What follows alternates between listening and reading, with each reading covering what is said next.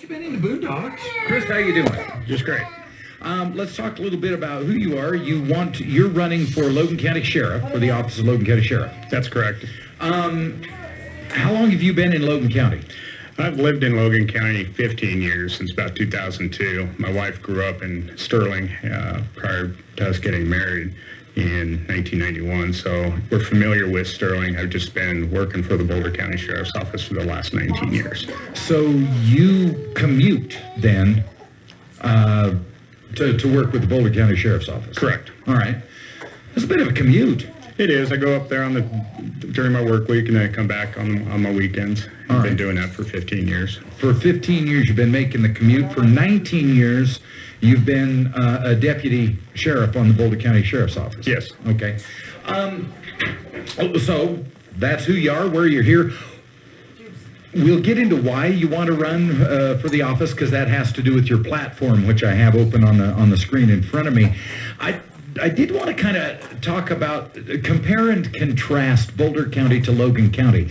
We tend to think of Boulder County as the Berkeley of Colorado, you know, the hotbed of liberal mindset.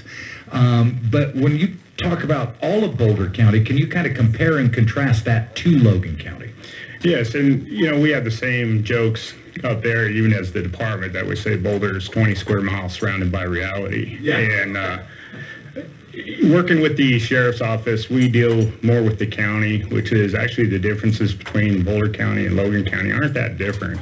A lot of the same issues, the ag issues. You got a lot of farmers, ranchers, stuff like that. So the same issues. You got control. They want presence out on the county roads versus in the city. So as a sheriff's office, we have to be mindful of that's who we're there to protect and serve, is the residents of the county, not necessarily within the city limits. But you're there for backup with the BPD then, and Correct. all of that. I Yes. mean, Boulder is the county seat, right? Yes. Okay, good. I thought I remembered that.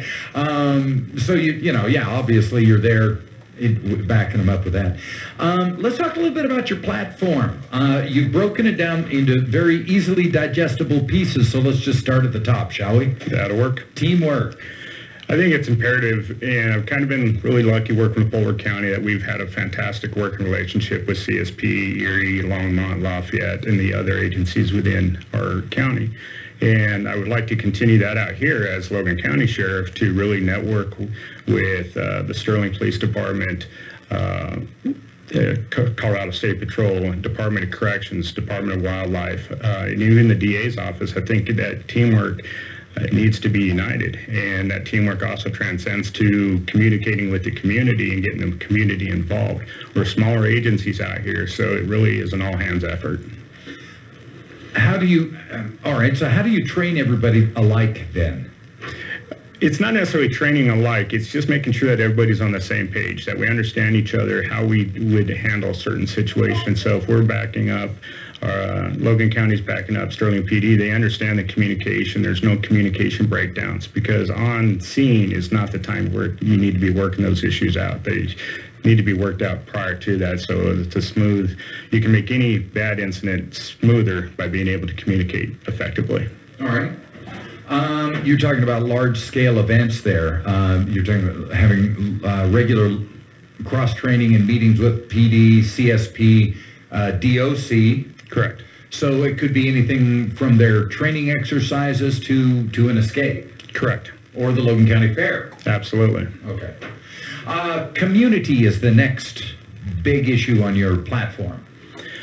This is one thing that I've really been impressed with, like up at Boulder County, and like to bring out here, is just the way that they communicate and get the community involved in various programs. We host a Citizens Academy, National Night Out, so the law enforcement and the citizens are interacting together. We're actually listening to the thoughts and concerns of the community and trying to implement various things that can be effective and involve the community in some of their protection. With the smaller agency, obviously, like Westminster and your bigger metro areas, we don't have the 1,400 officers, or with like Denver and stuff, to be able to throw at different incidents. So the more we involve in the community, and being whether it's neighborhood watch programs or, like I said, the Citizens Academy type programs, the better the communication is and the more effective we can be as a community. Yeah, you need to have not just communication with the people, but you got to have an agreement with them, right? I mean, there has to be this level of trust. Absolutely, and it comes with the citizen academies where people go through, they actually learn firsthand what the officers encounter, what it's like, why we do things a certain way. Unfortunately, a lot of times the only basis we have for understanding of the way law enforcement is through TV, unfortunately, and it's kind of a catch-22. So people don't, just bring them up to how it really works, how long it takes for an investigation, how long it takes for DNA stuff to come back, all that stuff. So they have a better, more realistic expectation of the services that law enforcement can provide. You don't wrap up a case that involves DNA in an hour. I wish it was that easy. Wouldn't it be cool? Yes. Department training, man. I think department training is vital. It's vital to officer safety as well as community safety. Plus, it promotes job growth, employment growth, and in employment happiness, I guess, satisfaction by being able to offer different types of levels of training above and beyond the minimum 24 hours that post requires of training per year. I don't think that's the minimum standard. I don't think it should be the standard of the Logan County Sheriff's Office. All right, you think that they should train more and be more than minimally trained? Absolutely. I guess on top of that, a lot of the officers that we get at Logan County in the smaller agencies are deputy or police officers that have just graduated the police academy. So they're younger, they get the minimum training coming out, and then starting at the smaller departments to get their foot in the door in law enforcement. And that first few years is really the critical time to get as much training you can to improve their career and hopefully develop some loyalty to where they want to stay with the department. What's a perishable skill? Perishable skill is your defensive tactics, your driving, and your shooting abilities. The Rex, any one of those things are the type of training that, if it's not done correctly, can really be detrimental to the safety of officer, community, or as well as be the, I guess, underlying factor for lawsuits if it's done inappropriately or incorrectly. And so you really need to cover your bases on that. So, like you say, shooting, defensive driving, that stuff, you have to constantly practice. It's use it or lose it. Right. Skill. And if something happens and you haven't trained more above and beyond the standard, it's kind of hard to defend. Okay. Oh, I see. So if something happens, a lawsuit happens, you can say, look, we are training above and beyond what's required of us. We're going further than what's required of us. That helps in defense. All right. Yes. Youth offender programs, this is a big thing. Family courts and things like that.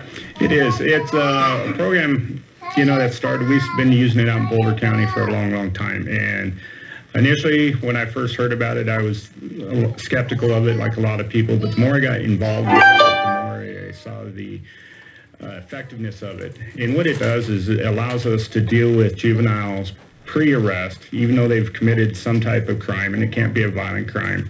But it allows us to deal with them in a effective manner. It brings the victims in there where the victims of the crime have a lot of input into what actually happens. And it's especially in your small towns where the kids are fighting for scholarships.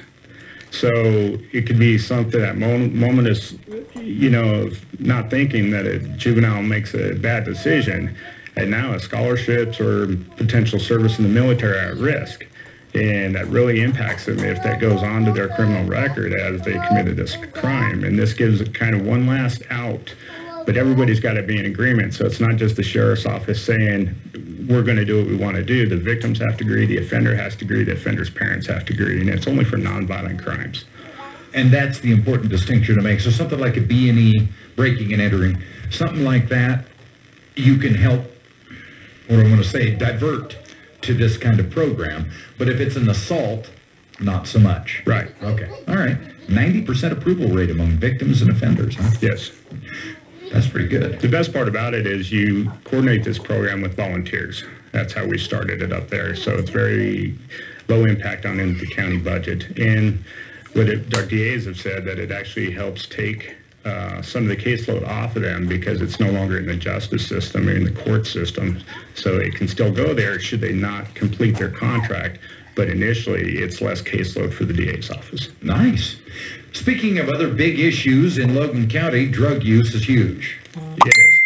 And we're not just talking about newly legalized substances either. We're talking about illegal drugs.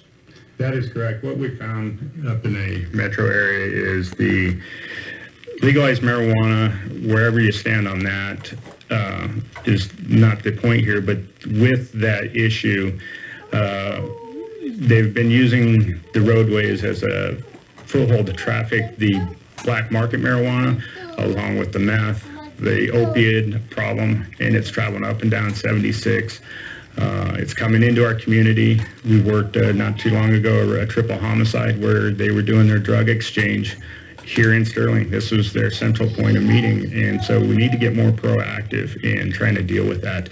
It shouldn't just fall on the drug interdiction abilities of the Colorado State Patrol. We all have a vested interest, and it takes working together to be able to try to impact that. So you would be working with the PD and all that in exchange. Intelligence and information is the big part of that, isn't it? Absolutely. And the sharing thereof. Yes. Okay. Which brings us to transparency is I think the last thing on your on the agenda here in front of us today. When we're talking about communication, you got to talk about transparency. And what are your thoughts on that? I think it's vital. That's how trust is established between the police agency and the community. You have to be able to, one, involve them, let them know what's going on, give them a venue to provide input, like even on the tip lines and stuff as far as that goes, the input from the community, and we're spending the taxpayers' dollars, so we need to be transparent about what we're doing, why we need to do it, and open and honest about those types of things. Chris Fiegel is running for Logan County Sheriff, and of course, probably ought to get your contact information out there. It doesn't do us a whole lot of good to put you on the air if people don't know how to get a hold of you. Yes, I can be reached on Facebook at for Logan County Sheriff. Via my website, which is FiegelforLCSheriff.com, or you can give me a call, 970-571-0468. 571-0468. Check him out on Facebook or FiegelforLCSheriff.com. Okay. And that's Fiegel. Thank you. Chris Fiegel, my guest. Chris, did we cover everything that you wanted to talk about today? Yeah, I think that what I've heard most about my campaign is, about my background here in Sterling, and like I said, being a local business owner since 2010 with Boondocks, opening Tri-State. So I do have roots here. I've been with the Sheriff's Office 19 years, but I've been called Sterling home for 15, and that's important.